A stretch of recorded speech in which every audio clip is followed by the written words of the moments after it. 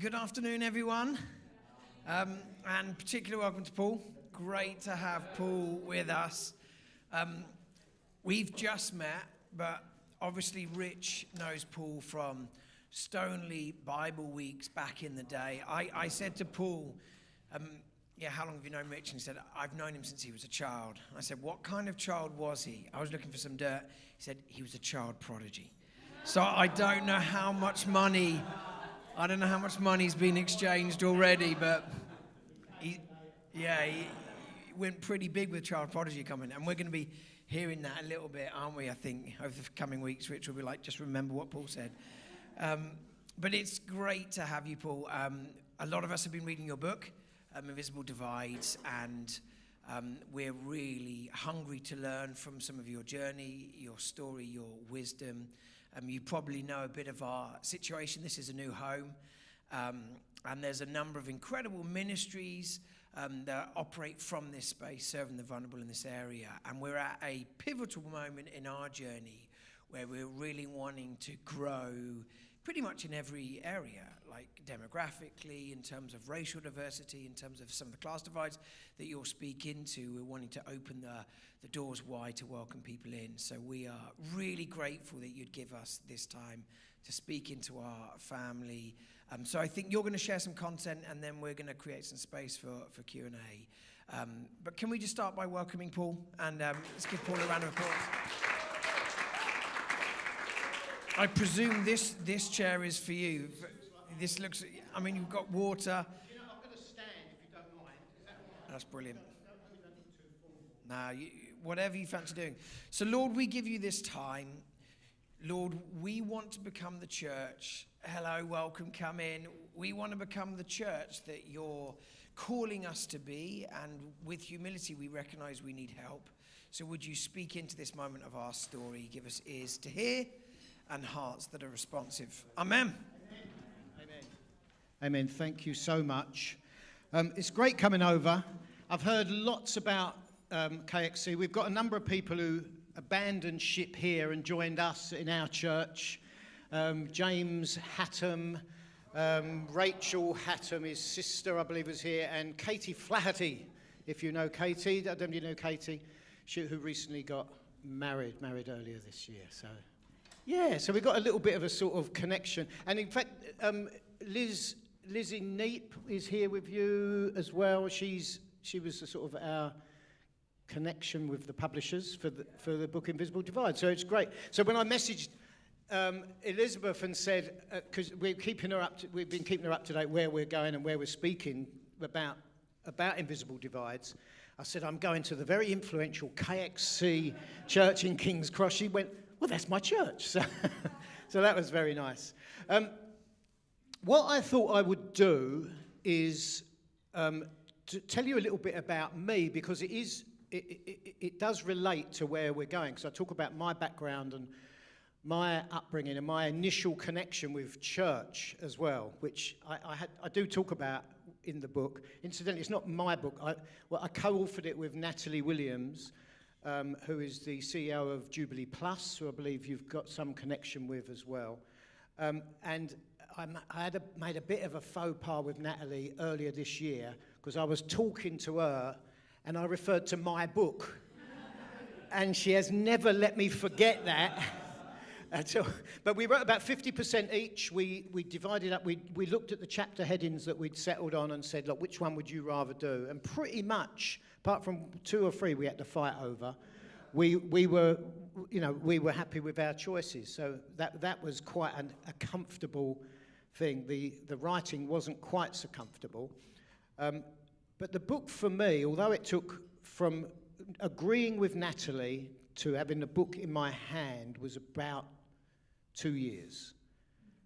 But from 2007, it's been something I've been living with in a proactive way. So at that time, I've been on staff in City Hope Church in Bermondsey for 28 years, and I started straight from school. And that's not true.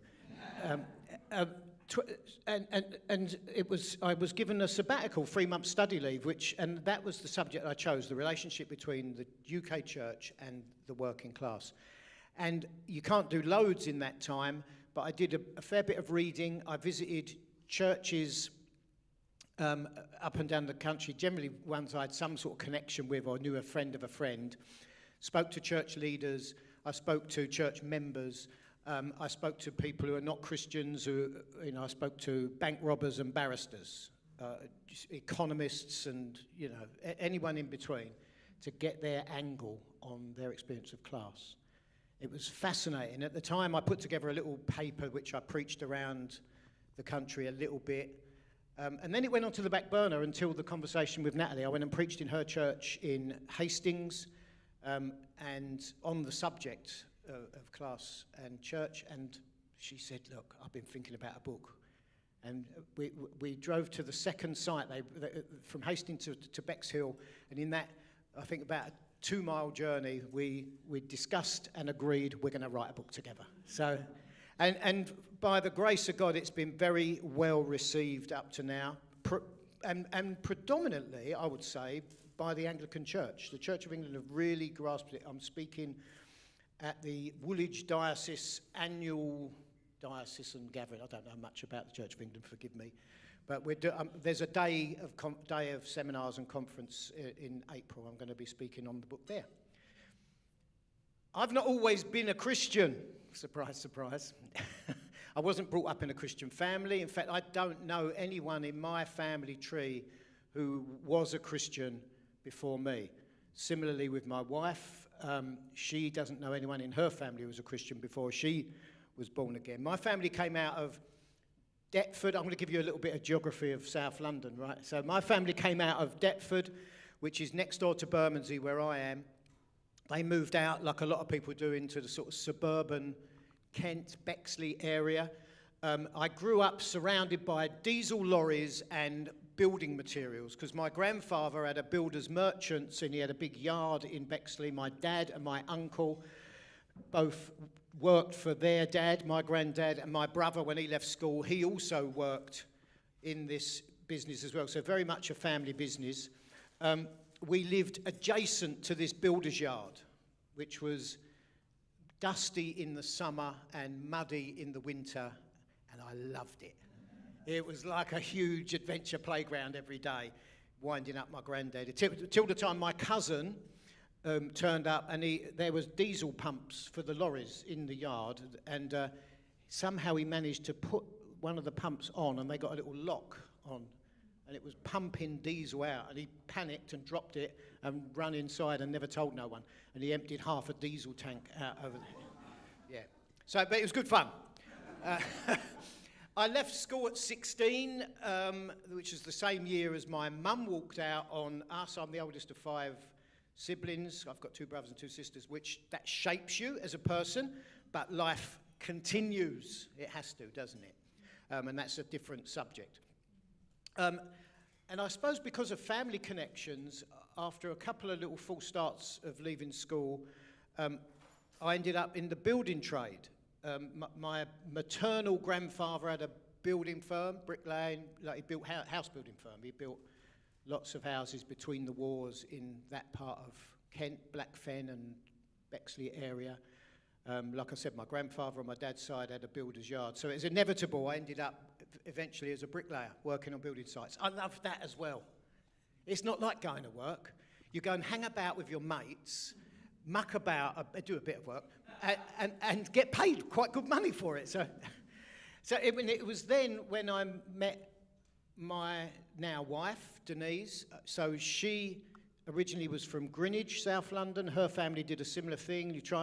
They move out to suburbia to get a garden and the like. I met her in a pub in the October on her 22nd birthday. By the beginning of November, she was pregnant with my child. Now, that's a challenge, right? But I rose to the challenge, I thought, okay, it's all right, I'm going to be a dad. We had some ups and downs in our relationship for about three and a half months. In the middle of her pregnancy, we weren't together because of essentially my selfishness. But we came back together, decided we're going to make a go of it, and we settled into a little housing association house in Dartford in Kent. And at that point, I'd achieved all my life's ambitions, right? So I was 23 or 24 at the time. I'd got a home, I'd got a family, my little boy was born, I'd got a job I enjoyed, and I was set for life. And then one Saturday night, she came downstairs and said, I'm going to church in the morning. I thought she'd gone mad. I ain't kidding, I thought she'd gone mental. I thought, why would you want to go to church? God, Jesus Church was something we never ever spoke about. Like I said, none of our families were Christians. And the backstory, it turned out she'd gone upstairs to look for some makeup, went to an old handbag she hadn't used for a year or so, found a leaflet that was given out on the streets when we were visiting relations in Streatham, read this leaflet, it was from one of the Baptist churches in Streatham, and thought, that's it, that's the answer. She'd been she'd been struggling badly with a fear of death, to the point where she couldn't sleep. It was like, and then, so this was the answer. I don't need to fear death. So she's transformed. Even then, goes off to church the next day, comes back, she's happy, I'm happy, everything's even happier. Rosie, the garden is rosy, right? And then she started on me. You must come to meet these people, they're so nice. And I thought, why do I want to go and meet these strangers? And she'd say things like, I don't want you to go to hell. And I thought, I don't want me to go to hell either. I didn't know much about it, but it didn't sound good. And eventually, partly to shut her up, really, I went to this church. And I'm telling you these things to remind you what it's like, and you've probably been there yourself. So when I first went to church, it was weird. I ain't kidding. All that singing, and then somebody stands at the front and speaks for ages about stuff you don't understand. Is that still your experience? I don't know. And I just thought, this is not for me. And then this big Welsh bricklayer came up to me at the end of the service, and he knew I was a bricklayer. And he's told me, he said, look, I'm preaching next week, would you come? And I was soft-hearted enough to say, yes, I'll come. He'd like me to say what it was a glorious transformation the following week, but it was even weirder the next week because this big shovel-handed Welshman stood at the front. He opened the book of Jonah, I still remember it all these years later, read a few verses and then started weeping. I mean, proper crying. I thought, I wasn't impressed, right? I just didn't impress. I thought, I'm not coming back. However, I did because of the grace of God. And what hooked me was the people. And they were nice. I think, why are they so nice? What do they want? But they didn't want anything from me. They were just really nice, kind, giving, generous people. And at that point, I said to myself, I don't know anything about Jesus, so I'm going to find out. I was 25 years old, and I began to read bits of the Bible. And I began to ask questions of people. You know, all the questions this classic questions you get come up at Alpha, and other contexts where you think, well, you can give the answer to that. Well, I thought I tricked her. I got them. I've got, if your God is a God of love, why is there so much suffering in the world? And then I get the answers. I think, oh yeah. and this happened for a few months, and of meeting people, getting to know people, reading, and then I got to one point and I thought, if this stuff about Jesus is real, and I believe it is, I have to do something about it. And I prayed for the first time in my life, 25 years old, and I said, Jesus, please forgive me for the things I've done wrong. And I named some of those things. I'm not going to tell you what they were. And I said, and I clearly remember saying, and I'm going to follow you for the rest of my life. And I've never looked back. I've followed him, and I love him, and life has not been, in fact, the hardest things to happen to me have probably been since I've been a Christian, not before, and that includes my mum walking out when we were young. But he's been with me every step of the way, every step. And that journey's been long and varied. We went from that church to plant one church, another church in Dartford Town Centre, then we moved from Dartford to the Thames Estuary, Northfleet, Gravesend area, planted a church there, then moved from there to where I am now, at City Hope Church in London, which is it's a Spurgeon Baptist church in its history. And I've been there on staff, like I said, 29 years. Some of my experiences, though, have not been always good. And at the time, especially early on, I thought, but I don't care that they don't get me or understand me, because I found Jesus and that was so wonderful. But people, even people's humour, people, the way people socialise, the way they spend their money, their attitudes to money, their attitudes to education, all of these things were so different to me that I had to do the navigating. I had to translate in my own mind what they meant.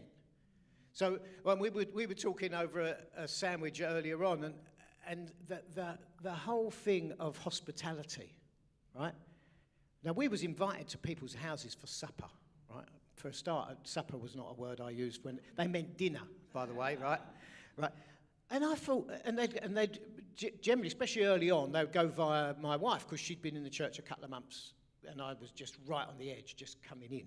So they'd say, oh, we'd love you and Paul to come round for supper.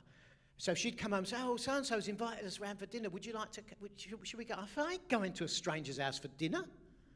That was just the weirdest thing to me. Why would I want to do that? Why would I want to go to a stranger? I only went to two of my relations, my nan and my aunt, and she couldn't even cook. It was like, what? And it wasn't that I didn't know how to eat. I mean, I could go to a restaurant in public, not too posh, I knew, but I could go out. I knew how to eat with, implements and that, but it just culturally wasn't what we would do. So I had to navigate these cultural differences. And, as attitudes to money and how you spent your money and how much you earned, and people would assume certain things, which meant you had to lay out money, which I didn't have at the time. All of these little things, but they lodge in there, and you've got you build up a bank of things, a huge cultural disconnect. And I'm not talking about horrible people, I'm talking about lovely, godly people, some of whom are still really good friends now, 38 years later. I mean, it's a long time, isn't it? Good friends. But we need to understand that there is such a massive cultural difference, a massive cultural gap.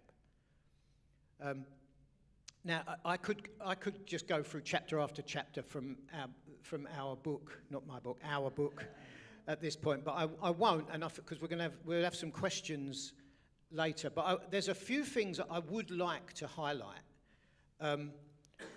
First of all, the history of class being an issue in the UK church.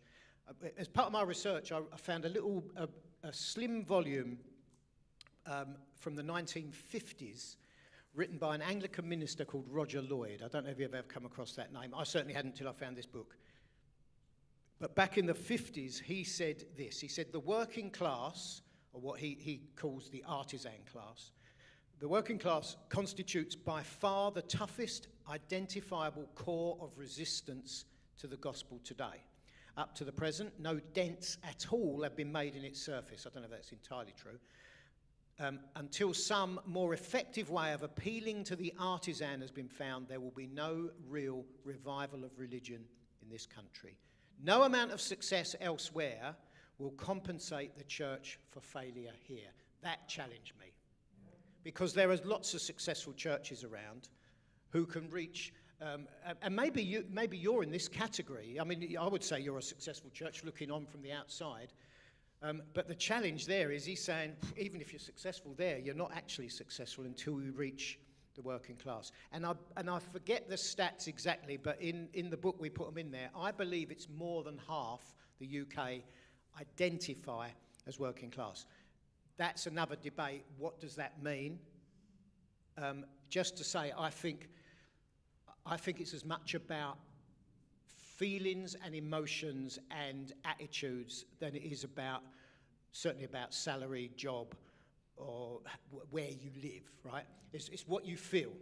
Now, that's probably a very 21st century thing to say, but I really do think that. So I know, so my brother, who worked for my grandfather, he's not a Christian, he went on to have his own little business supplying balustrades and railings and making wrought iron gates, electric gates on fancy houses, all that. He'd done really well. He had a great big house in Bexley. He had a fancy Merc. He had a lovely SLK, AMG it was, right?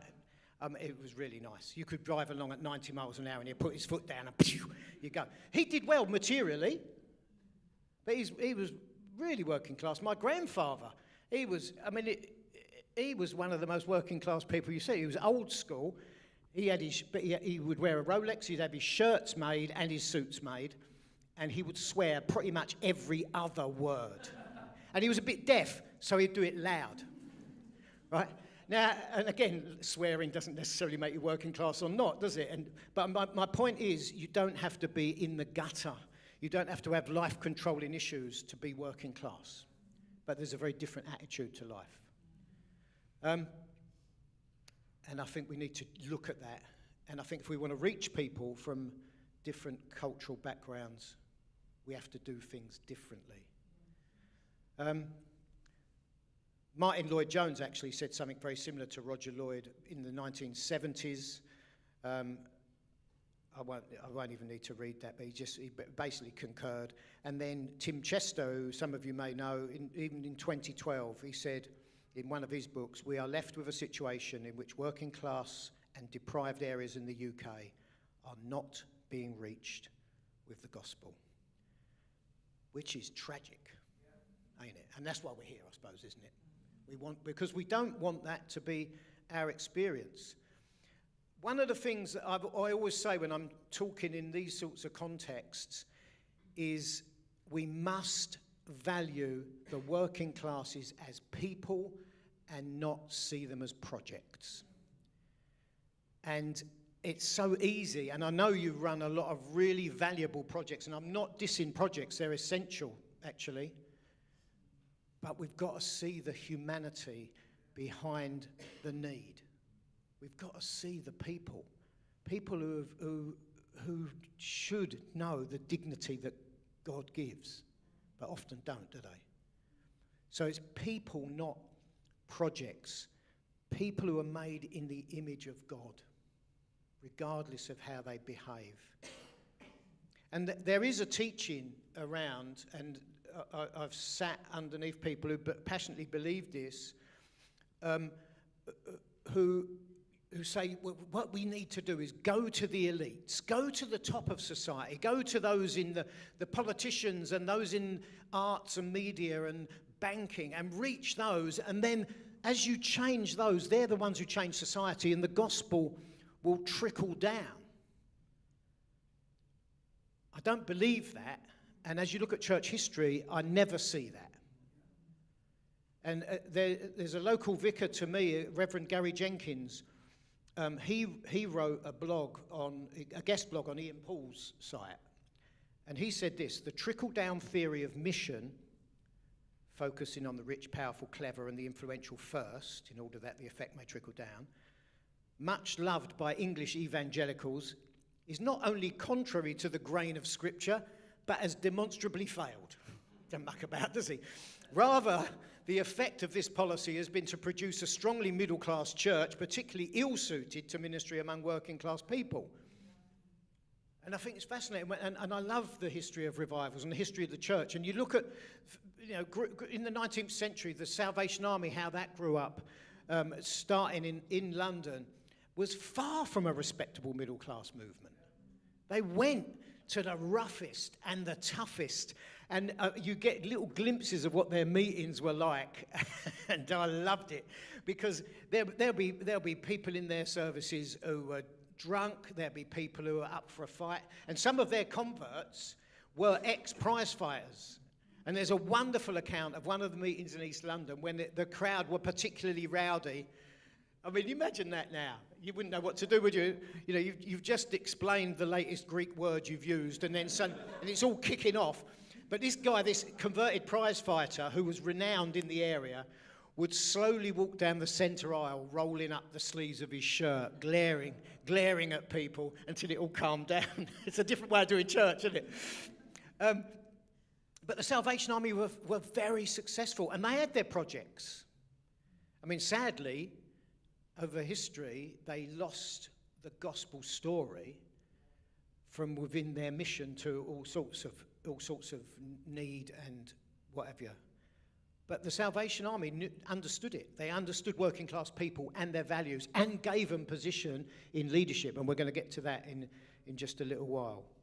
And before that, nearly 100 years before the Salvation Army, Methodist pioneers like George Whitefield and the Wesley brothers. George Whitefield's a proper hero of mine, right? I'd love to have met him. He was an actor, right? He was animated and performed when he preached. But by the grace of God, he preached to sometimes tens of thousands of people. There's accounts of him on Moorfield, which was a field at the time where the eye hospital is, Blackheath, which is still fields, preaching to Blackheath to 20,000 people, stood on a table, so downwind from the crowd. 20,000. The population of the UK then was less than London is now. You think, God. And he's preaching to ordinary working people. There's the great account. I hope this isn't boring you. George Whitefield went to the colliers of Kingswood near Bristol. And the colliers, coal miners, were a despised subculture, a despised race. They were violent and vicious and scary. They could never wash the grime of the coal dust from their skin entirely, so they had this swarthy complexion. People were scared of them, right? A bit like scaffolders today. Right. I say one of my sons is a scaffolder, so I always say that to him. And he felt led of God at one time to go to when the colliers, as they were leaving the mine, and he stood on a raise of ground, and as they began to exit the mine, this is men, women and children all working in the mine together, he began to preach the good news. And the account says eventually around 200 people had stopped and listened. They'd never heard a message like it. And the account very vividly describes the white gutters caused by tears running down blackened faces. You think, oh, come on. But that wasn't where it stopped, because in a month, I believe it was a month later, I haven't written this down, so I'm trying to recall this, and I don't want to get it wrong. I believe a month later, he went to the same place, this time not an impromptu sermon, but an arranged time. And there were well over 2,000 people gathered to hear him preach. He didn't go to the elites. He was mates with some posh people, but he had benefactors and... but he went to the roughest and the toughest of the day. What can we do today? We have to do things different, like I said. Strategically reaching out in working class areas. And I commend projects, and that is a wonderful way to serve the community where people are in all sorts of need and issues. But there are plenty of working class people who don't need a project. And to reach out and connect, and I'm pleased that I'm not saying it's easy, and we can talk about this in a minute, but to connect with our geography. And for me, the geography is important. And historically, certainly in London, geography was very important. Now, I live in Bermondsey. Right next door is Rotherhithe, and you can't even see the join, right? Rotherhithe is in the bow of the river. But back in the day, these were two really different communities, and people didn't trust one another. Oh, he's not from round here. He's from Rotherhithe. He's from downtown, they say. It's different. But it's like half a mile, and you can't see the joint. But people have this attitude. And I've heard that on more than one occasion in London. Where he's not from round here. You think, well, I thought he was. He was only from... but he's not. It's interesting, isn't it? And we need to be aware of some of that as we connect. Finding out local history, for me, has been really helpful. So, church planting strategies. And I'm from a movement of churches which had a reputation, a deserved reputation for church planting. New Frontiers planted lots of churches. I was part of two of them, But typically, those churches would be planted in university towns, and the model and this isn't a criticism, it's an observation, because some of those have been successful. The model was you take a critical mass of typically middle-class, mobile people who can afford to sell a house and buy one, and because the movement started in the south, you could buy a bigger house up north or in the Midlands, right? Go there and start reaching students. That was the initial strategy. You make sure you've got a worship leader, make sure you've got a preacher, get enough money for a building, and then you start planting your church. The problem is that model just perpetuates the whole middle class cycle. So you have to do things different. And if you do things different, it's not always, and money is always a big thing with church planting like that. It's a big thing anyway, isn't it? I mean, I'm going off on little tangents here, but it's just one of my sons, the scaffolder actually, he's in a church in Beckenham in Kent. Beckenham's quite a nice area, and they meet in a home. And the garden's big enough for the homeowner, who's also a builder, interestingly, to have built a room at the end of his garden which you can squeeze about 45 people into. Maybe 50 if you're cosy, right? So they go to a house church, and it just struck me. I went to a couple of their meetings because it's much looser than probably I would like, actually. I like a bit of structure. But they worship God together. They exercise spiritual gifts. They do open the word in a very informal way. And again, I like it a little bit more formal. And they see people saved and added. You think, man, this is a good church. No one's on staff. No overheads because it's in somebody's back garden. It's just a challenge. I'm not saying every church has got to be like that, but it's interesting, isn't it? It's not only one size fits all. That was an aside. Talking about church planting, the Bishop of Burnley, you're probably very familiar with Philip North. He said this at the New Wine Conference a few years ago. In the inner urban areas and outer estates of our nation, there are countless people whose lives are in a mess, who need the saving news of Jesus Christ, but who will never hear it. And why not? Because there is no Christian community to proclaim, or because that community is so weak that it's given up. The simple and hard truth is that in the poorest parts of the country, we are withdrawing the preachers. The harvest is rich, but the labourers have been redeployed to wealthier areas. We are seeing the slow and steady withdrawal of church life from those communities where the poorest people in our nation live. I mean, he's always very politely provocative, isn't he, Philip North? But it's such a challenge. It's not even attractive to go to, I don't know, to Burnley, where he's from, to Burnley, and reach out to a deprived, depressed community. There is a fella there, isn't there? What's his name? Pastor Mick? Yeah, doing a fantastic job. But I just use that by way of illustration. So we need to be strategic in our reach, whether it's planting churches or even where we live and how we interact with our communities. So I read a book about, it's not a Christian book, it was a lady's PhD, I think, about class and education, and she wrote it about Bermondsey, the area where I live in, but she used pseudonyms for people and places, so it was fantastic trying to work out what estate she meant and what school she was referring to and all this.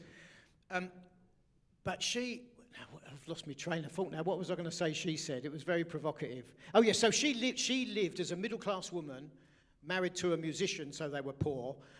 They were poor at the time. He went on to, he's the percussionist for Jamiroquai, so they got some success, which she describes as well.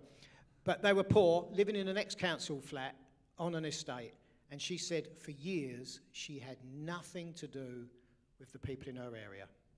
She would go to Battersea Park, not Southwark Park. Her socialising was in the West End, not local. She lived there, but didn't connect with the community at all. Such a challenge. She's not a Christian, but she wrote a fantastic book, which I said was her PhD, which I would recommend, and I'll try and find the title for you if you're interested.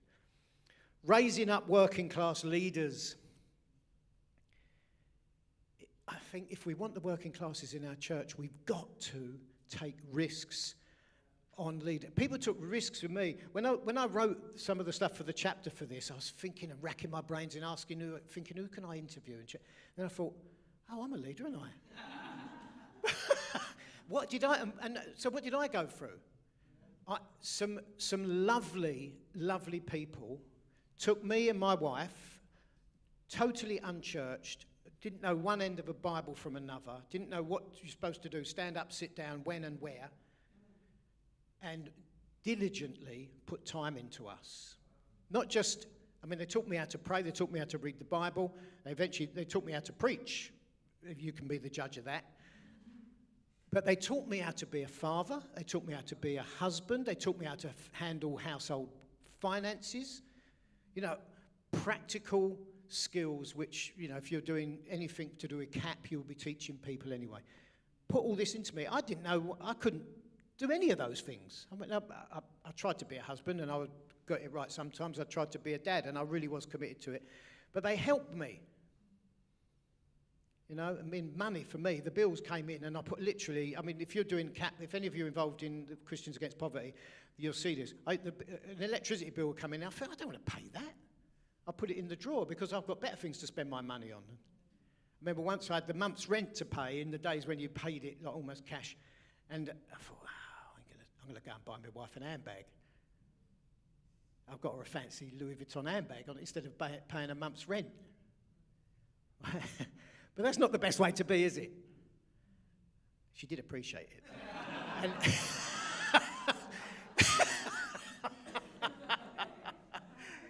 so I've got people knocking on the door to cut off the electricity, and she's got a Louis bag, like. These guys, and it wasn't just one, they equipped me and trained me and prepared me and nurtured me for leadership, and which I'm eternally grateful. They must have seen something in me, some indefinable anointing thing. Because before I was a Christian, I was never, ever public. I never spoke public. It was not something I wanted to be or do. It was only after I met with the Holy Spirit, when I became a Christian, that even anything public would happen for me. So preparing people. And the problem is we so often look for formal qualification as one of the qualifications for Christian leadership. We want anointing, of course. But we often look at, they've got to have some sort of academic level, and a degree is a pretty good one, isn't it? And that's how we do it. I worked for Westminster City Council for a while when I was very young, and in the housing department, the building side of it, I thought I'd go and work in a suit for a little while. And that they decided, in their wisdom, that people doing my job after I started, they would set a degree level qualification as a minimum. Didn't matter what it was, but that was the academic level they set. Now, my view is they restricted themselves and missed out on some very, very qualified people. And I think the church does that a lot. And we need to change. If we want to do things different, we need to change. I'm not saying it's going to be easy, but we do need to change. There's some illustrations on this subject. If you read Invisible Divides, and I hear a lot of you are, then do it. The NIV in Acts 4 puts it like this: don't overlook unschooled, ordinary men. Do you remember? They saw Peter and the other apostles and considered them unschooled, ordinary men, but noted they'd been with Jesus. What a challenge. And we don't want to overlook people like that. And there is an account in Invisible Divides, but I'd love to tell you about a fella called Tommy Medhurst, who I researched and found and thought, God, I'd like to know you. He was Victorian London, so I wouldn't know him. He was reckoned to be C.H. Spurgeon's first student before he had his college. It was a very informal arrangement. So Tommy Medhurst was from Bermondsey, which was what caught my attention. He was a rope maker. In fact, he was a rope maker's apprentice. Because of the docks there, Surrey docks, there was a number of rope walks where and I researched this as well, they make, the hemp ropes where they wind them round, the big ship's ropes about this diameter, and they're covered in tar to waterproof them. right? And they have these long, there's still a couple of roads called Rope Walk in our area where there's just long straight runs where they would make these ropes. Interesting, right? Tommy Meadhurst was a rope maker's apprentice, and he heard Spurgeon preach when he was at the New Street Chapel in Southwark. And he wrote to C.H. Spurgeon. I don't know how good his writing was, but he wrote to him and basically said, "What must I do to be saved?" So God was on his case. And Spurgeon wrote back, and there's records of this, and I'm trying to find if I've wrote down what Spurgeon said. But he wrote back and said something like, "There is a God-man on the cross. Look to him and you will be saved." Something quite Victorian, flowery language. But Tommy Meadhurst became a Christian, and straight away he started preaching on the streets of Southwark around the New Street Chapel where Spurgeon was based before he moved to the Elephant and Castle. And he was seeing people saved, but the members of the church didn't like it. And they went to C.H. Spurgeon himself and complained about Tommy Meadhurst because of his lack of education and want of spoken English, right? So Spurgeon called him in to talk to him, and Tommy Meadhurst, and I'm going to paraphrase slightly because I haven't got the words written in front of me, he said something like, "I will preach and I must preach lest you cut off my head." So Spurgeon didn't cut off his head. And Tommy Meadhurst went on to be a respected Baptist minister. He had a ministry in Glasgow, Coleraine Island, London and Portsmouth. He was personally baptised almost 1,000 people. You think, that's a rope maker from Bermondsey with no formal education. You want more of them? Where are those people today? Are they being acknowledged and recognised and encouraged in our churches? There's not that many of them in our churches because we have to do things differently, I believe. Even the way we do our meetings, I mean, we could talk about that. But when I first went to church, you look in and think, what do I do now? They're sitting down there, you sit down, and everyone gets out a notebook. It doesn't happen so much nowadays because in this electronic age. But them days, in the middle 80s, I'm going back ancient history, people got out notebooks and pens and they sat in silence while the geezer's preaching at the front. And you think, is there an exam at the end of this? I don't know. It was... And it's just, kids' work. I mean, we were talking about kids' work again over lunch. Kids' work often, not so much now because there's been a change, hallelujah, was like going to school. I still see kids workers occasionally who, when teachers used to do that thing, stand at the front of I'm waiting. And they're waiting for everyone to sit quiet. You think, that's not what it's about, is it? You see, we've got to do things differently. We've got to contextualise. And I'm sure you do. But how, in Invisible Divides, we talk about social events that the church puts on.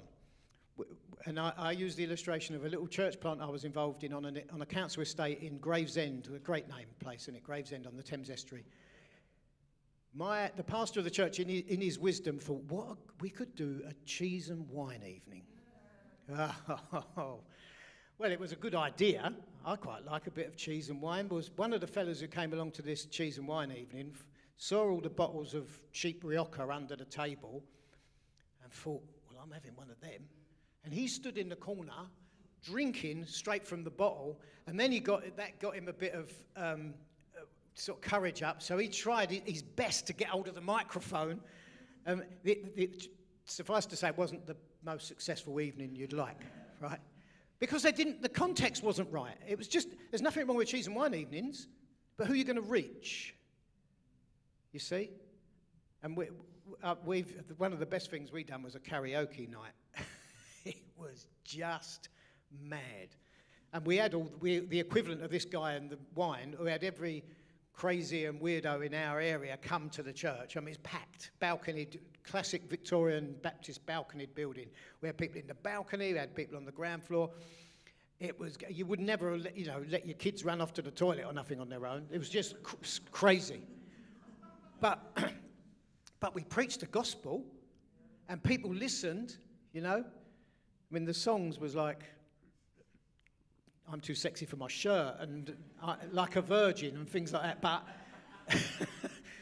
But it worked. That's my whole point in a convoluted way. The context is very important. Christianity's ability to lastingly change the culture has come about when the working people, the ordinary backbone of the population, have embraced faith as their own. That's when we've seen national revival. And that's, I believe, what we should be looking to. This nation has been shaken like it never has been for a long, long time recently. You know, the economy, when everyone thought, oh, the economy will always grow, because it's, you know, good capitalism, it's always going to grow. Each generation is richer than the previous one. Well, you yourselves know that that's not the case. The economy's shot to pieces, right? We've seen the government lose trust wholesale across the nation and divide the nation. And we've seen the royal family just recently, you know, with the Queen dying, which is a connection back to pre-war, post-war times in this country where everyone looks back and thinks it was wonderful then. People who weren't even around. Now, like never before, the church should be rising up. And we should be reaching every level of society, I believe. And confident in the power of the gospel for salvation for those who believe. It works. The gospel works. Otherwise, we wouldn't be sitting in this room, would we? And it works for all classes, all ages, all backgrounds. Don't say, oh, they're harder to reach with the gospel than them. They're not. It's everyone. Right? It's true. So I think I could talk forever, but I've already talked too long. Well, I'll finish there. And any questions you can ask, please ask. The difficult ones, direct to Rich, please. Any questions about any aspect of reaching working class communities for the glory of God? Let's get there. I've got a question. Okay. I was chatting to my granddad, who was a pastor a long time ago. Okay. His approach to kids' work was very different back then Right. than what they do now. I'd love for you to expand on like the timings of kids' work back in like the 60s, 70s was after church, after the morning service, he would take the minibus round and pick up all the kids for Sunday school. Sunday school was always in the afternoon. Yes, that's right. Do you think there's something that's happened where, like, do you think that served that community better as like the working class community, or is there? I don't know how to phrase that question, but that change from like kids' work being something within itself to kind of serving the adults in the room. Do you think that's had an impact on the working class divide? Probably.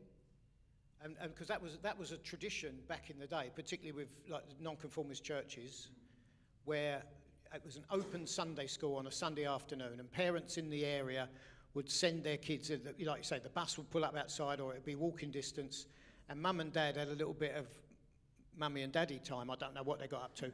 But the kids was out. And that was the model. I mean, I was massively influenced by Pastor Bill Wilson from Metro Ministries New York back in the 90s. And for over 10 years, I ran a kids club for non-church kids. We didn't meet on Sunday afternoon, we met on Saturday morning. But it's a similar principle. And in fact, we were chatting about this over lunch. We talked a lot over lunch, didn't we? We chatted about this over lunch because I think it was a successful model for reaching a community. And it will reach working class communities because often families haven't got the money, or they don't prioritise. You know, kids going off to ballet and sporting activities and horse riding and this and that and this and that. They haven't got that. So when you're putting on something, I mean, I still believe in Kids Club. It's the best time of my ministry. I loved it. We put on a couple of London-wide events at Marsham Street, the big Marsham Street, where we had 1,000 kids in, bussed in from all over London, and proclaimed the gospel and made appeals, and kids came forward. Who knows what God did with them? But the context was not... I don't know what your granddad did. It would have been quite traditional. There probably were memory verses and kids had to remember things. I describe ours like Saturday morning kids' TV with Jesus, right? So there's loads of custard pies and gunk tanks and it's crazy and the music's loud and it's too fast and you're moving from this to this to this to this. And then you get to the moment of Christ, proclaiming Christ. But the key for me, for kids ministry, and I think it's still valid, is we visited every kid on our books every week. Every week, on their doorstep. So we had a team of people who, I used to visit 40-odd kids every Friday night. One lady visited 60-odd kids. So it's the whole evening taken up. I'd get in, grab something to eat and drink, and I'd be out. And I've made friends with adults that way. One of my friends is Paul Freud, who is the son of Lucian Freud, the artist. Paul's an artist as well. I met him through visiting his house because his kids come to kids club. And he was a misery. I used to go, his wife answered, he would look out from the living room like that and go back. And then one time I went round, his wife wasn't there. And he answered the door, he opened the door, saw me, and just turned around and walked in. But he didn't shut the door, so I thought, oh, I'll go in as well. And sat down, and we became friends from that moment, and still friends with him today. He still lives in my area.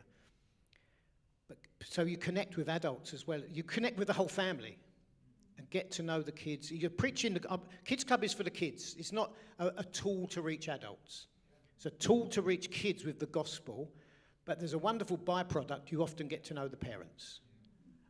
I don't know if that's answered your question, but I think Kids Club is still a valid outreach. If you can identify an estate which has an identity particularly, and if there's a hall on that estate, even better, you could do something, I believe, or a school or something.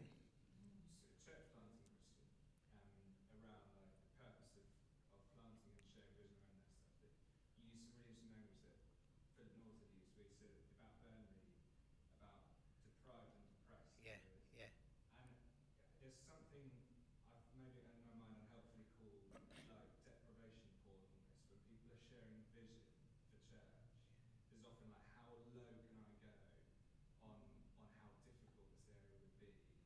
And it strikes me that there's, I don't even know my question is here, but there's something like the purpose of going somewhere because we think we can bring something.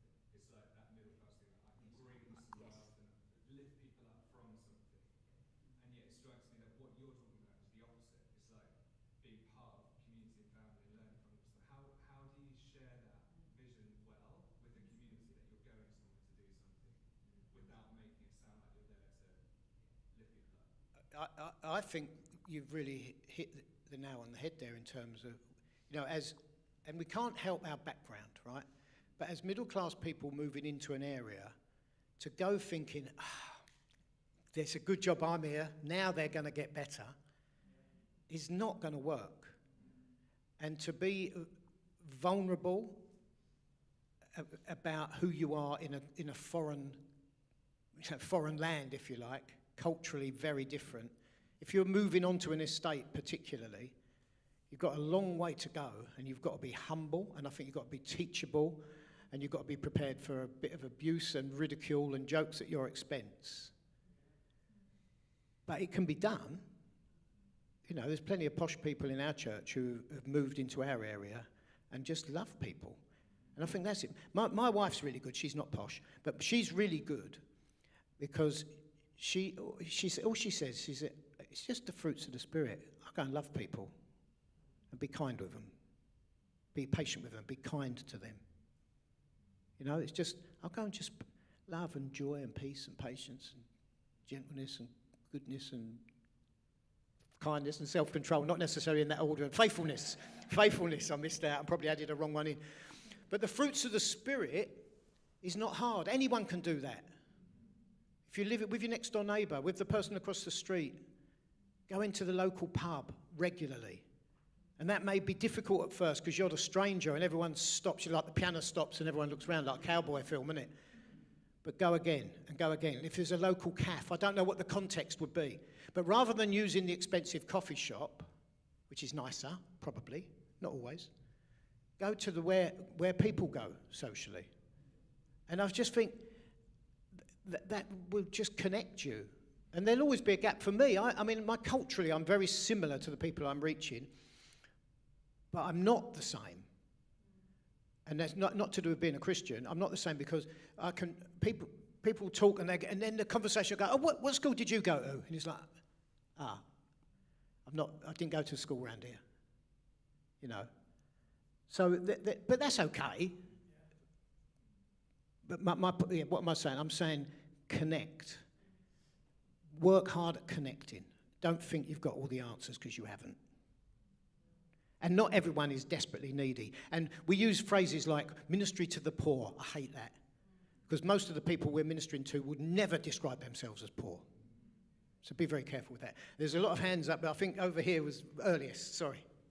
Thanks. You quite rightly, I think, just talked about some of the ways that we do hospitality, and that maybe we might want to reconsider that kind of thing in terms of not making it confronting or confusing people from a different background to ourselves. Yep. I wonder if there's anything that you could identify that's regularly done, maybe in Sunday services or on Sundays in general in the Bible churches, that you would say is probably a similar trap that we would often fall into, that feels like an exclusive way of behaving.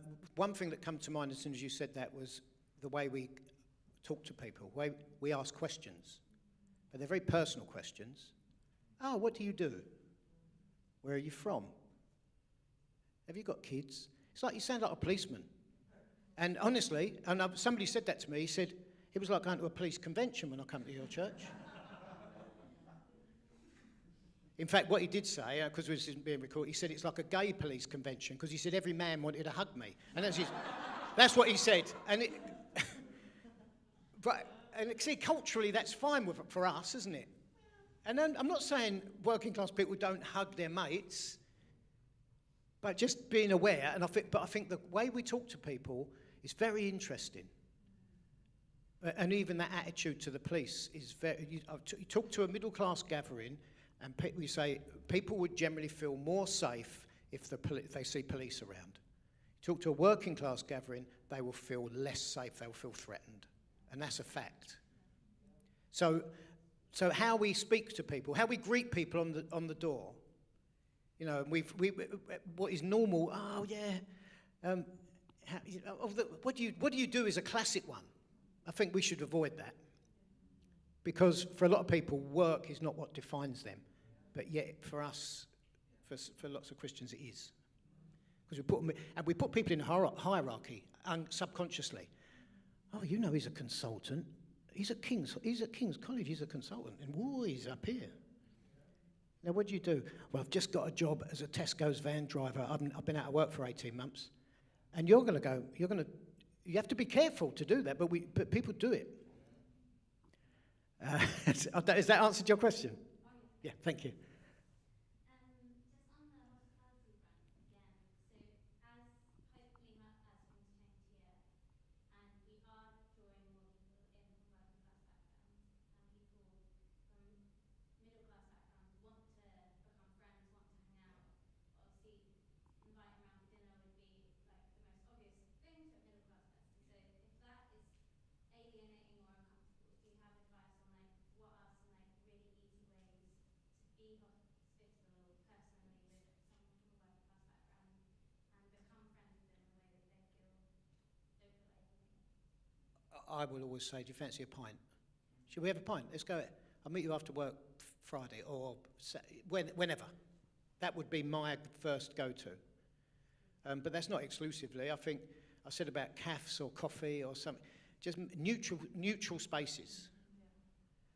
And I think there's a classic book on class called The Uses of Literacy. I think it's called by Hoggart. Written in the 50s. It's a text. It's a university text, and you read it, and he's writing about the 30s, really. So it's ancient history, but it's very similar. It's fascinating, and he talks about reaching men in it's a northern working class community, and it's third space. It's football. He talks about football, the pub, the cafe. Yeah. To the last point about where like the opportunity for the church to like spread the message in the current state, like personally, like big C church seems to often be reactive, and when you're reactive, you can create that culture of like treating people like projects and stuff like that, just by the language we use. Obviously, I think big C church is often quite scared to get involved with politics because of the nature of that. How do you see a way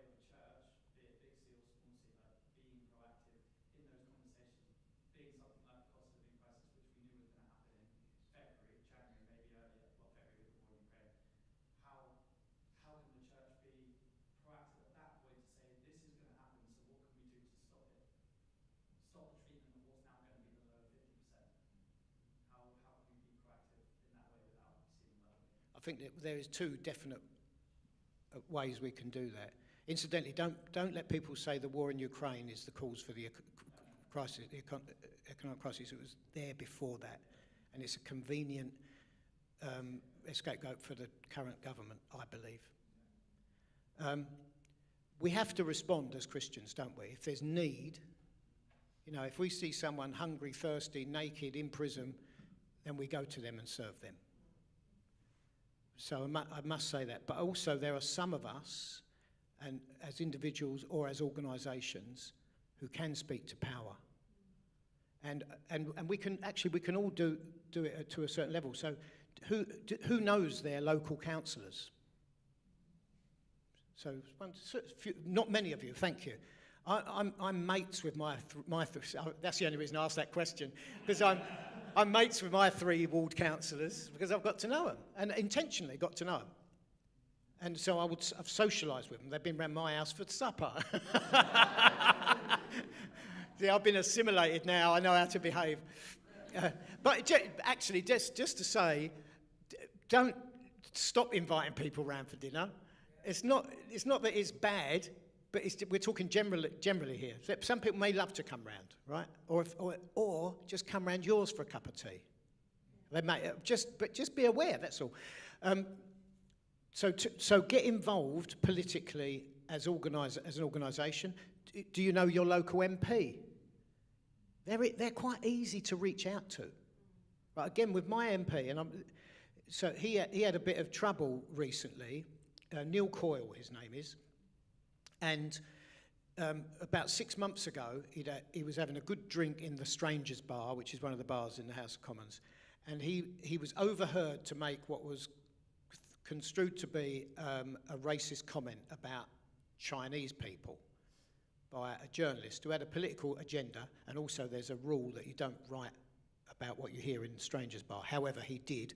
Got Neil Coyle suspended for 6 months, the whip taken away, and so he was a bit lonely, he was a bit isolated. He'd mucked up, he'd have given a very full and quick apology, and the journalist even wrote and said, he called his half-hearted or insincere apology. It was a politically motivated piece. Anyway, I messaged him via Facebook, and I said, I heard what happened, do you fancy a drink?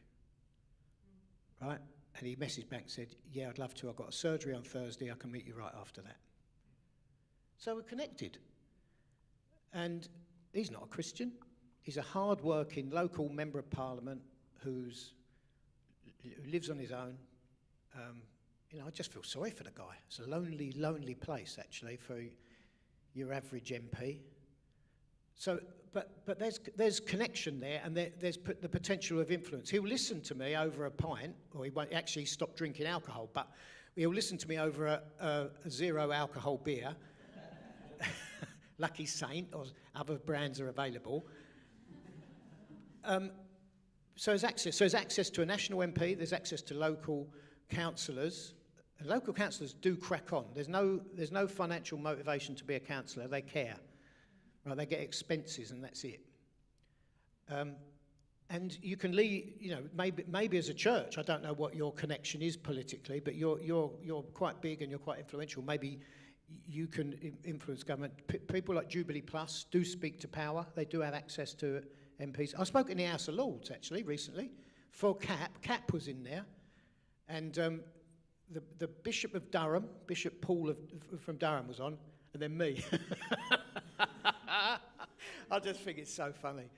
Right? I go, oh, this is a bricklayer from Kent, you know. Anyway. Can I ask a question about services? Yeah. There's like, oftentimes it feels like we end up all very siloed. So we've got churches on estates, maybe doing church in a certain kind of way. We've got churches like KXE with a very young professional congregation. And obviously we want to reach everybody. But I think we would feel, and I believe that you would feel like that breaking down the barriers is ultimately a good thing. How do you, what are some of the big barriers to doing that with the way that we construct and run a church service?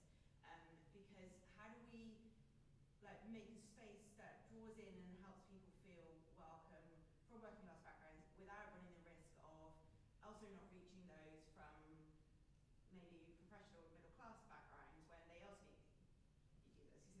Yeah. So just, I guess, top tips, big things that you think, these are your main barriers, these are the things that would just help alleviate without expelling the other. I think preaching is an interesting challenge. We have a model in this country which is hard to break. It's not necessarily even wrong. But I've been in churches where people with a certain academic ability and certain Bible knowledge already have complained about the level of teaching because they've not been challenged enough, right? They're Christians.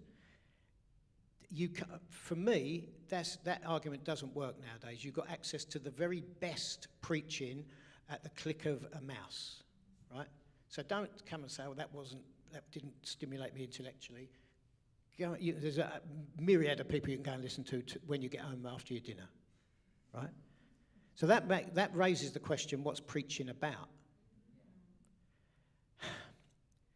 And there's something in the immediate and in the current, in the context, that should be should be challenging, whoever you are. I was always taught from the earliest days I picked up a microphone that he said, try and preach to an average 12-year-old. If they can understand you, then most people can. And in our context is very, very diverse. Age, gender, class, nationality, culture. Loads of people English as a second language. I don't want them bored. I don't want people from a working class background. I'm not saying they're stupid,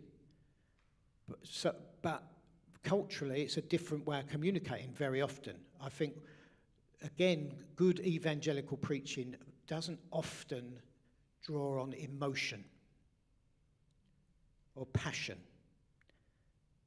It's about intellectual rigour and biblical rigour, isn't it? This has got to be right. We're good evangelicals. We want to preach the sound doctrine here, the sound theology to these. But I have a view that a stand-up comic is a good model, secular example of a preacher. One person on their feet for speaking for half an hour. I think much more. Well, I can't do much more than that. Some can. Very few can. It is a challenge, and I think the stand-up comic and George Whitfield, I think, was this. He understood it as an actor. He understood how to connect with people, and there was comedy, and there was emotion, and there was pathos, and there was all this stuff was all wound into communicating. And what do people go away with? Sometimes I preach a sermon myself, and I think, what did I preach then? And it's like, but what people go away, and you think. We used to do this with our kids when they come in from kids' work. So what did you learn about today? It's like, Jesus. But there's no, what did you learn? And it's like, what was the top of the list? What was the thing that stuck? And if there's one thing that sticks, I'm pleased. So I think preaching is something it's a real challenge. Because you could pitch it too low and high sounds wrong. You could pitch it too far left or too far right, not politically. And you're going to miss some people. You will. When we used to do Kids Club, we had reception age to year 6. That's a huge, huge spread through primary education. And you got to pitch it somewhere in the middle, so most of them get it. So I think preaching is one. The songs and style of songs, I've been banging this drum for years and nothing's changed for us. I think there's a style of music which has a broader impact than the guitar-led soft rock stuff that we generally do. And that is a much more gospel flavour, a gospel-style music. I'm not saying every week, but I think for me, and I've banged this drum to no avail for many years in our church, partly because of the skill set, but I think that has a broader appeal generally. And older songs as well. And some of the new songs are a bit complicated, and they're not really community singing songs, and they're so obscure sometimes. You think, what is that all about? I don't know. Sometimes they don't even mention Jesus, do they? It's all about me. Sorry, have I bored you? Ta-da. Bye. Sorry. Has he had to go already? No. Go. You. Oh, there. Hey. Go on. So you come back at me, please. I just love to hear any wisdom on ministry in the Holy Spirit, how we pray for people. It's culturally sort of weird for everybody. It's culturally weird anyway, isn't it? But are there any? I've got a few things to say on that. I still have questions about the gift of tongues in a public meeting, because it's the only spiritual gift we feel compelled to explain, and I think that can't be right. However, we still do it. Put that to one side. I think spiritual gifts, like gifts of healing, prophecy, knowledge, those sort of public gifts, I think they are so countercultural, it doesn't matter what the class of the person is in there. I've seen some really interesting meetings. We put on some little outreach meetings in a community hall once, and people came, not huge numbers, 40, 50 people, and we ended with some words of knowledge and praying for the sick. And one of my mates, who is really good, is really proficient in words of knowledge, he's saying stuff, and there's people in the congregation going, "Here, that's you. He's talking about you. Go and get prayed for." It's almost, there's a sort of informality about it, and maybe that's, rather than having the sort of the pads gently playing underneath, those chords that are going that bring people to the front, we just have it a little bit more. Come on, let's see what God's going to do. Again, smaller, it's easier in a smaller context. In a larger context, it is harder, isn't it? It becomes more of a show and more of a front-led thing. And I'm conflicted on that, but I get why. But spiritual gifts, we should always use them, shouldn't we? Can I ask a question just about your own salvation journey? Yes. You mentioned this moment in your story that I think we're experiencing some of that as a church, which is you're drawn to the person of Jesus, there's something stirring there, and you're drawn to the kindness of people that you experience in church. And at the same time, there's some barriers, like the going for supper, this doesn't feel natural. Obviously, the sort of like curiosity about Jesus and the kindness was enough for you to stick. But we're probably at a moment where some people are like, there's a lot I love, but I'm not sure I really belong. Like, what kept you, and what could we do to help people who are like, I want to belong, but I just don't feel like I do? What kept me is it's a question I've asked myself a lot. Because in the early days, I had almost an out-of-body experience, not quite, but it was like I'd sort of see myself sitting in church and think, what are you doing? Honestly, it was that strong. It was like, what are you doing here? And then sometimes I'd be thinking, in those days, Sunday, the pubs was only open from midday to 2. So you didn't have long. And I'd be going, you better hurry up, man, because I'm going down the Coach and Horses quick. That was in the first few weeks I was there. What kept me? I'd have to say, this is a really horrible answer, because the Holy Spirit kept me. Because in some ways I think, why did I stay? I was a little bit embarrassed, even just going to church. I think this is before I was saved, but there was about a 3 or 4 month period of my exploring the journey. But it was like, we used to get a couple. I never had a car then, and a couple from the church lived quite close to us. And they were in their late 80s, I think. They probably was only in their 60s, but they seemed like they were really old, right? And she'd only just passed her test a few years before. And they said, "Oh, so-and-so will be able to pick you up." I think, oh, man. And they'd pick us up, this old couple in their, I forget what car, rubbish car. And I would sit in the back like this, because we'd drive through the estate near where we lived, or our estate, and then through another estate. And I'd see, there'd be people I know, and I'd be like slouched in the chair, because I didn't want to be seen going to church. Not with them, anyway. It's a really difficult question to answer. What kept me? It was Jesus. Jesus trumped the lot. And by the grace of God, I was very forgiving. And people, I'll just tell you something. So before I was a Christian, my wife obviously was. They had like a, like a small group, connect group, midweek group. They were quite big in this church. They were about 15 to 20 people.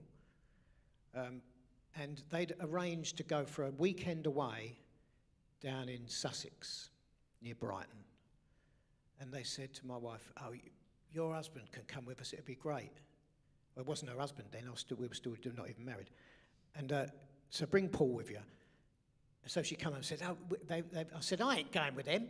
I was like, "Why do I want to go?" It's that whole thing, strangers, we're going, a residential thing is like a house party thing in some Christian conference centre.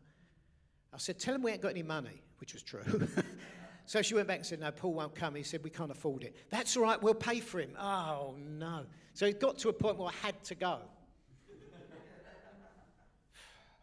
So I'll still get embarrassed as it is, right, thinking about this story. So we're there, and there's a mixture of teaching and prayer and social stuff. And at the end of the Saturday evening, in this summer evening, in this walled garden of this place, somebody in their wisdom decided to organise a barn dance.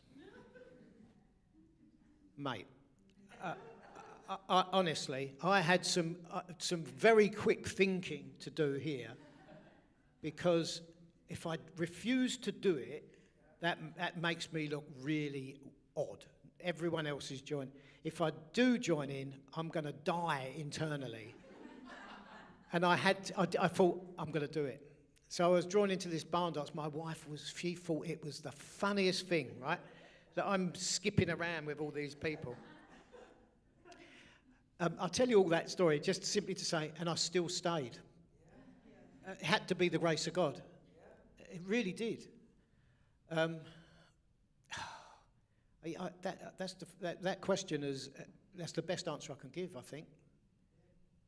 People invited us around for dinner, and they'd give me half a lager because they thought, "Oh, he must have a beer." He wouldn't possibly understand what wine was. But they'd only give me one. If you're going to give me a beer, give me a few. So sorry. I think he's before you, isn't he? Quick aside, from Gravesend as well. So, Oh, okay. Yeah, a bit by chalk, just around the corner. Okay, yeah. Yeah, just on the mission, or getting invite out there for church, how you found that work best, really. So one of the things you sort of talked about was having a kind of project mindset, hey, this is a project, so it's working class, and much more let's go to the pubs and coffee shops, whatever. Yes. And that's a place where you meet Yes. be working class and be with them. Yes. How have you found that invite to work well? How do people in your church do that well and stuff? It's like any other church. Some will do it well, loads wouldn't do it at all. Some, say loads wouldn't do it at all. Some would do it really well, some wouldn't do it at all, and there'll be a few who occasionally did it. But I do believe that the gift of the evangelist, and there's the ministry gifts to equip the saints for works of service, is a personal thing. The early church was scattered through persecution after Stephen, and it says everywhere they went, they proclaimed the gospel. So it's a personal thing. There's no, they did do projects because they fed the widows and all the rest, didn't they? But the emphasis for me in my reading is its personal outreach, and that Acts 8, where they're scattered through persecution, is a real challenge for us, because we've seen refugees on our television screens. You are away from home, life, job, family, church, and the passage says, and the apostles stayed in Jerusalem. So even your church leaders have stayed behind. You're on your own. Everywhere they went, they preached the gospel. And that's how the church spread to Samaria and Judea and Samaria, isn't it? So personal evangelism, personal witness, or whatever, personal mission is the thing. I think that should be priority. Not saying we shouldn't have programs. They're fantastic. So we want a church mobilised and equipped to personally reach out with the gospel, with all the boldness that they prayed for in Acts 4. Enable your servants to speak your word with great boldness. So, and I think it's easier the longer you live in an area. I'm not saying you shouldn't live somewhere, we also live in London, which is very transient. But for me, I've been in literally 28 years in the same church, in the same house, in the same community. I'm part of the fabric of that community now. I walk to my church building where the offices are, and that could take me any length of time. You chat to somebody, you speak to someone, you might pray for someone, you go in, a stall holder or a shopkeeper, and because you know them. Simply, I mean, I'll say simply because I've lived there that long. It's not only just because I've lived there, I've worked at it. I've put myself intentionally in places. Kids Club massively helped me because it got me embedded. Going to school assemblies massively helped me. Primary schools, if you've got primary schools, they tend to be local. Secondary schools, they commute all over London, don't they now? Primary schools, get involved if you can. And I was part of the local boxing club. I was a club secretary. 2 of my sons boxed. That put me into another community, local subculture, if you like. So all of those things all connect, all work. I'd go, Millwall is our local team. I'm not a Millwall fan, but I will go Millwall, not like a handful of times a season. If they get into a playoff at Wembley, I'll make sure I'm there because there's a connection. And so you can come away and you go in the pub and people are talking about it and you're there with them. So you're like, oh, he's one of us. I mean, I'm fortunate enough to have a council house in Bermondsey, which is a Victorian terraced house. My neighbours put theirs on the market for 1.2 million. I'm paying less than 500 a month council rent, right? So it's a shared experience. There's still a lot of social housing in Bermondsey, not as much as there was, but the majority, 60% I believe, is social housing. That's why it will never be completely gentrified either. So there's a shared experience with the council. There's a shared experience with your kids going to the same local schools. All of those things, I think, join you. You're not us and them. You're all together. Sorry. Exactly the same question. Ask it again anyway. Oh. The only thing I would say is, do you feel like you talked a bit about you mentioned a lot of people who preached to thousands of people. Do you think that would happen again in London? That's a really good question. Do you know, that's a really good question. When I first became a Christian, and very early on in my Christian life, I was reading accounts of revival. I nicked a copy of Jonathan Edwards' Narrative of Surprising Conversions off of a bloke in the church. I still got it on my shelf today. I read about the Whitfield and Wesleys and Charles Finney and anything about revival, and it's always big numbers in large places, and that was my goal. I think, Lord, I want to see thousands. I want a church of thousands. I want thousands coming in. I want to preach to thousands. Now I'm not so sure. I don't think my faith has shrunk. I just think culturally we've changed. And what I'm wrestling with and debating with myself is actually smaller is better. Smaller church. I mean, we're not huge. We're 250 on a Sunday, roughly, 230, 250. But even smaller than that, I think you could cut that in half and have two groups functioning, 2 churches functioning, providing they've got in the community they're reaching. So I used to sort of almost despise the small with an ambition for the large. I don't anymore. I don't know if that's answered your question. I don't think it's a lack of faith. I used to really pray about stadiums. Oh, I want to preach. I used to go to Man United all the time. I was a London fan club member, and I used to go to Old Trafford every week. And I wrote to the chaplain, and I forget how I put it, but I said, basically, can I come up and do something? Of course, he said, no, it's ridiculous. I'm some stranger from London who's... But that was my thing. It was stadiums. It was large numbers. I still think, London is the Bible Belt in the UK. I know it's all relative. There's so many churches in London. If we all reached 10, 20 people, that'd be a huge growth, wouldn't it? All the churches.